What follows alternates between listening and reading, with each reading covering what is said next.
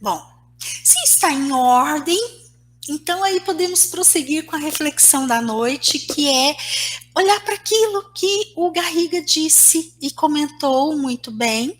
Quem tiver a oportunidade de ter o livro, eu sugiro. É um livro que vale muito a pena estudar e refletir. Nos traz profundas reflexões, todas muito pertinentes em relação a aquilo que realmente é da realidade do casal, e principalmente é um livro que nos conduz muito para colocar em ordem a relação de casal. Essas reflexões que eu estou fazendo são somente um capítulo, tá? É o capítulo 8. Então, tem aqui no livro diversas outras reflexões para contribuir aí para que a nossa relação de casal seja cada vez mais saudável. Bom, então se está em ordem, então vamos prosseguir na reflexão de hoje, que é olhar para as incompatibilidades da relação, né? E como disse o Garriga aqui no livro, que se trate de duas naturezas não muito incompatíveis, não muito diferentes.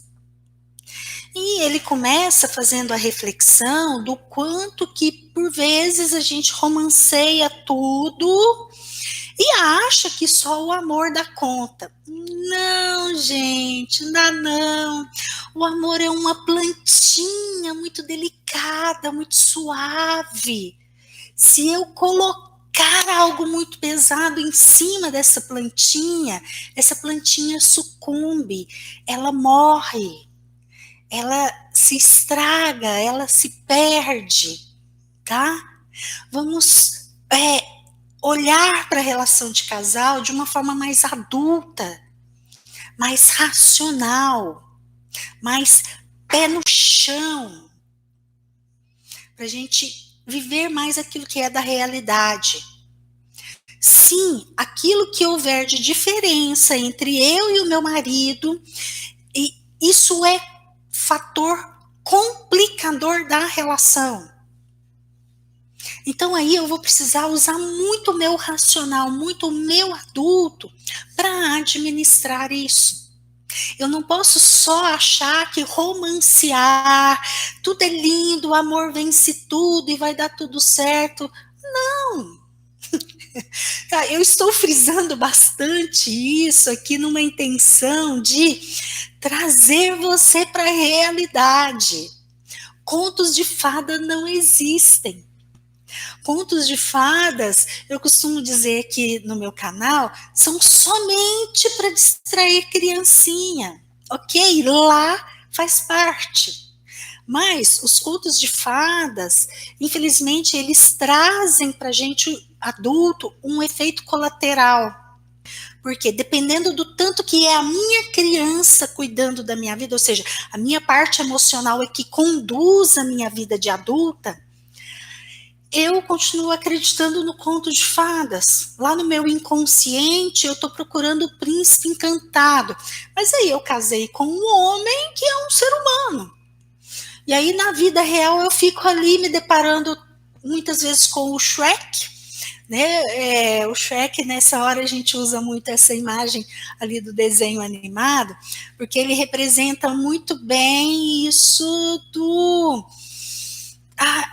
a pessoa real que está junto de mim, o ser humano real, que tem muitas coisas bacanas, mas tem muito ali do jeito da pessoa ser, e a pessoa vai arrotar, ela vai peidar, ela vai soar, ela vai feder, e enfim, aqui falando só dos aspectos físicos, mas também existem aí os aspectos emocionais e psicológicos, e tudo isso faz parte. E aí a grande tarefa do adulto na relação de casal é olhar ali ou para o Shrek ou para a Fiona, ogra, e falar ok. Antes de falar ok, fazer uma análise e perceber se é possível uma escolha. Eu escolho ficar na relação com essa pessoa. E se essa escolha for verdadeira, então aí é olhar para a imagem que aquela pessoa traz para minha realidade, né, do Shrek ou da Fiona, e falar, ok, sim. E quem consegue fazer isso é o adulto. A nossa criança não consegue, tá? A nossa criança, ela olha para alguns aspectos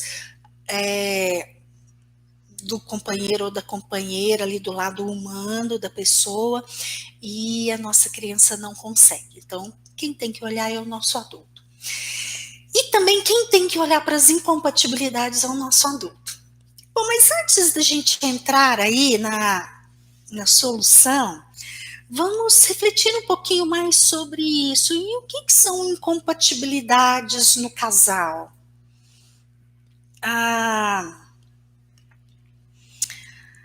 Tem várias coisas, né? Se vocês tiverem algo aí da vida de vocês ou de alguém que vocês conhecem, por favor, pode ir me contando aqui.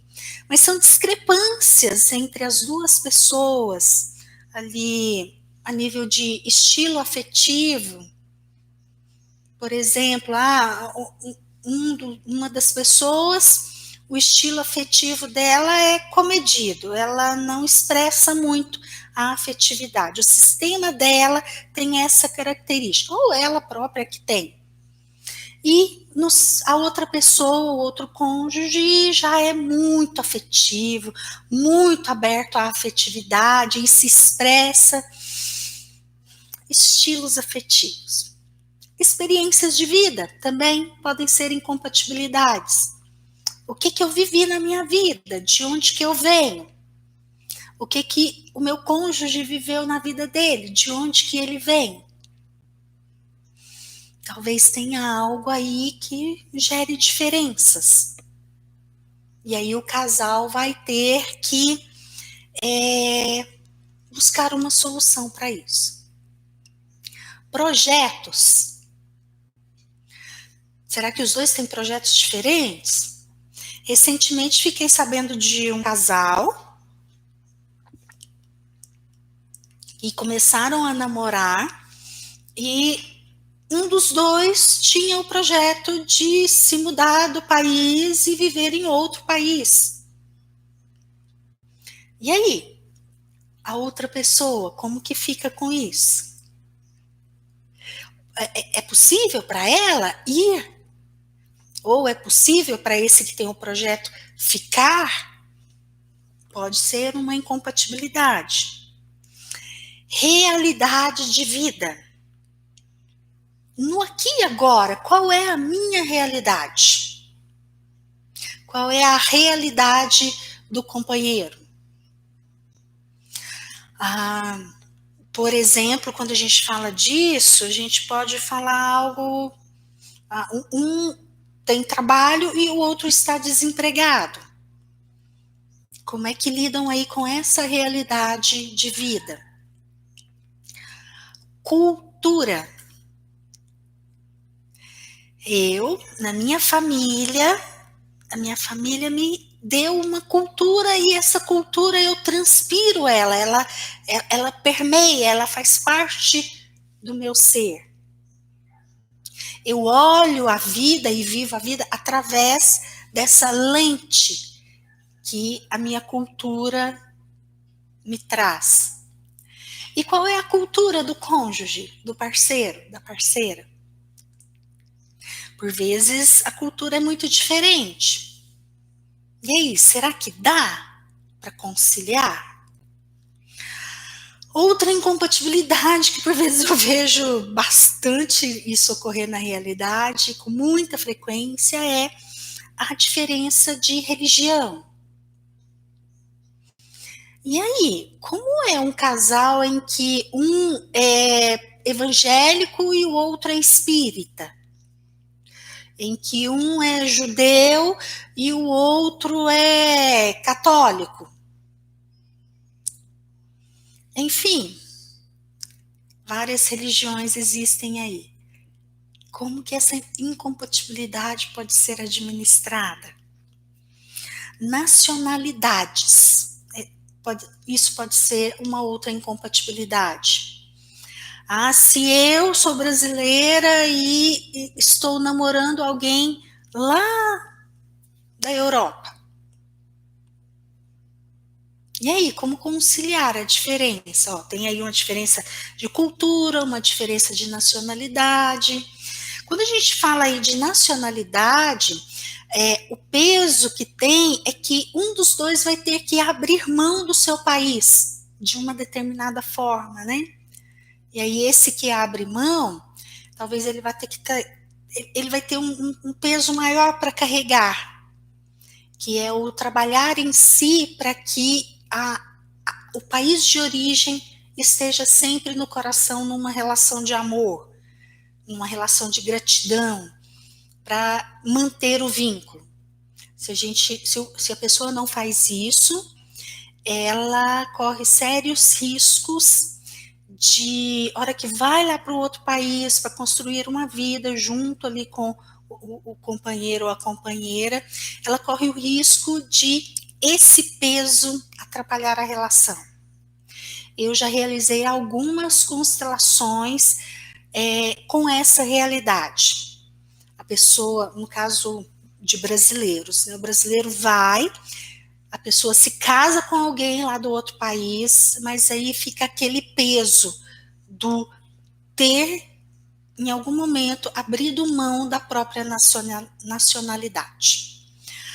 Como resolver isso é aquilo que eu falei, né? A pessoa vai, mas ela continua brasileira, ela precisa fazer um trabalho muito intenso de trazer o país no coração, no lugar correto, para o Brasil não ficar excluído ali na alma dela.